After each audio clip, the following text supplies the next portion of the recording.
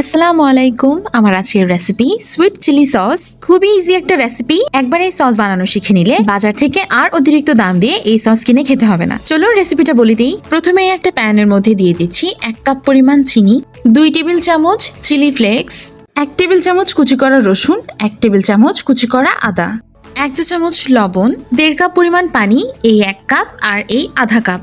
আর একটা tangy flavour আসার জন্য দিয়ে দিচ্ছি 2 টেবিল চামচ টমেটো সস, দিয়ে দিচ্ছি 1/3 কাপ ভিনেগার।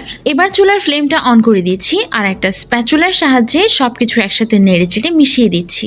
এভাবে কিছুক্ষণ নাড়াচাড়া করার পর একটা বলক আসা পর্যন্ত আমাদের অপেক্ষা করতে হবে। খুবই সহজ একটা রেসিপি।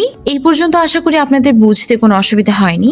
এটা বানাতে খুব একটা বেশি সময়ের প্রয়োজন পড়ে না। সসটা উতরে উঠলে এবার আমি স্প্যাচুলা দিয়ে আবারও একবার ভালোভাবে নেড়েচেড়ে চারপাশটা মিশিয়ে নিব।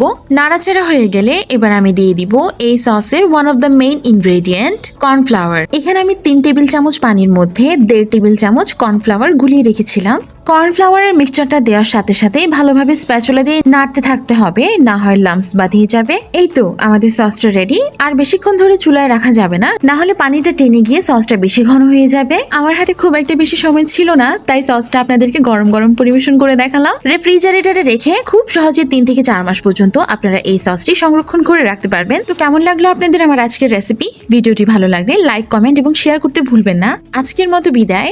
আল্লাহ হাফেজ।